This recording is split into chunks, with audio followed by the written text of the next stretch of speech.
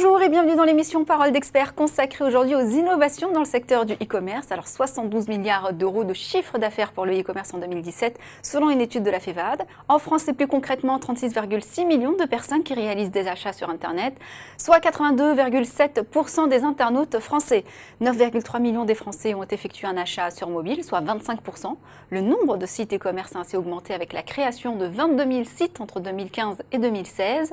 Aujourd'hui, nous allons nous intéresser plus spécifiquement au marché chinois en quête de produits étrangers. Et pour nous accompagner sur ce sujet, Yonke Sun, fondateur et CEO de eCentime. Bonjour. Bonjour. Merci d'être avec nous. Déjà, pour planter le décor, quelles sont à ce jour les grandes innovations dans ce secteur? On sait tous en Europe aujourd'hui, il y a beaucoup de Chinois et on sait que la communauté chinoise présente un pouvoir d'achat assez énorme. Aujourd'hui, pour attirer des touristes, aussi on va dire des gens chinois, il y a beaucoup d'innovations sur ces secteurs. Premièrement, sur les paiements aussi, il y a beaucoup de guides virtuels. Il y a des recommandations des produits pour que la communauté chinoise puisse trouver leurs produits préférés. Du coup, sur ces secteurs-là, effectivement, c'est sur ces trois grandes innovations, on va dire. Alors, les acteurs du e-commerce ont les yeux rivés finalement sur ce secteur aujourd'hui. Quels sont les enjeux plus spécifiquement du secteur chinois? Là, sur ces secteurs-là, déjà, premièrement, on sait que c'est la différence culturelle. La communauté chinoise, même s'ils présentent quand même un pouvoir d'achat assez énorme, mais par contre, pour des marques aussi des produits européens, comment attirer leur attention, comment présenter leurs produits correctement dans cette communauté-là, c'est effectivement parfois une difficulté pour certaines marques.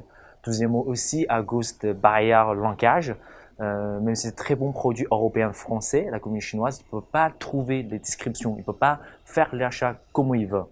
Le gros enjeu pour 2018, même pour après, c'est avec justement l'augmentation des touristes chinois et des résidences qui sont en France, comment présenter et proposer des produits européens plus correctement et plus efficaces.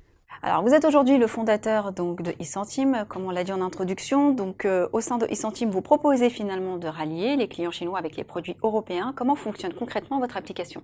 Oui, là, eCentime, aujourd'hui, on propose une solution innovante. Tout simplement, on fait le pont entre la communauté chinoise et les marques européennes.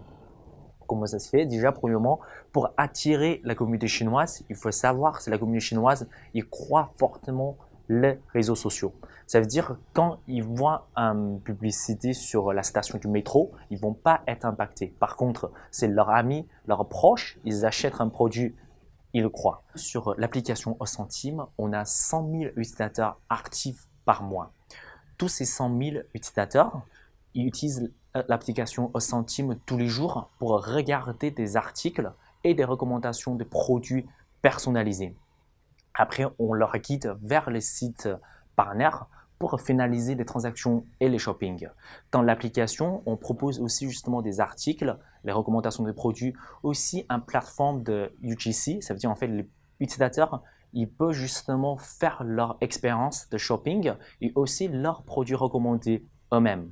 Donc nous, la solution sur eCentime, c'est on fait les recommandations des produits basés au profil des réseaux sociaux chinois. Ça veut dire en fait, dès que les gens ils voient un produit sur leurs réseaux sociaux, dès qu'il y a des recommandations sur les réseaux sociaux, on propose avec nos marques européennes et on s'adapte à leurs préférences et à leurs besoins.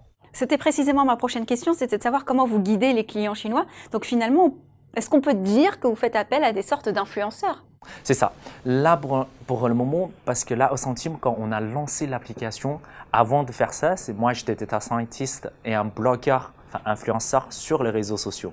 Voilà. Tout simplement, à l'époque, je commence à partager et publier pas mal des recommandations des produits européens à la communauté. Mais à l'époque, c'était vraiment sur les réseaux sociaux chinois, WeChat et Weibo. Je commence à vraiment faire fonction justement le community styling pour un vrai process. Ça veut dire en utilisant les profils de gens dans les réseaux sociaux et on leur propose des produits européens. Quel est le potentiel aujourd'hui des marques européennes face à la communauté chinoise? Selon une étude, on va dire, tous les touristes chinois, chaque année, quand ils vont venir en France ou en Europe, ils ont par exemple 3 000 € dans leur poche pour vraiment découvrir les produits européens.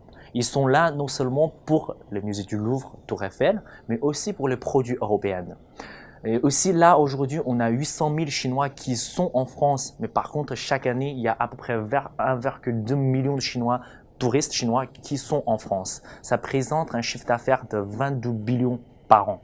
Donc pour les commerçants européens, c'est une très bonne opportunité de vraiment faire sorte que leurs produits soient accessibles parmi cette communauté-là. Quel est le profil type de vos utilisateurs aujourd'hui? Vous avez une idée précise? Nous, justement, parce qu'avant j'étais data scientist, du coup pour nous sur la plateforme et l'application, nos utilisateurs sont plutôt entre 18 ans à 35 ans. Ça veut dire en fait les jeunes filles chinoises, ils sont prêts à acheter justement par exemple des produits cosmétiques. Aussi pour des touristes, ils sont prêts à acheter, on va dire, des produits luxe, mais aussi des produits locaux, ça veut dire des marques locales et françaises. Vos projets et perspectives d'avenir aujourd'hui pour eCentime? Là, par exemple, il y a 2 semaines, on a lancé un bureau en Allemagne. Pour nous, eCentime, le grand avenir, c'est vraiment faire que la communauté chinoise en Europe puisse profiter justement de cette solution innovante. Et le deuxièmement aussi, c'est faire vraiment pousser les marques locales et françaises ou européennes entrer dans la liste de shopping quotidienne de la communauté chinoise. On a un slogan assez simple et intelligent. Ça veut dire en fait, on veut que la communauté chinoise, quand ils voient un produit européen, ils vont eCentime. C'est très bien trouvé. Merci en tous les cas pour votre intervention et vos innovations. Merci beaucoup. Merci à vous de nous avoir suivis. On se retrouve bientôt pour un prochain numéro Parole d'Expert.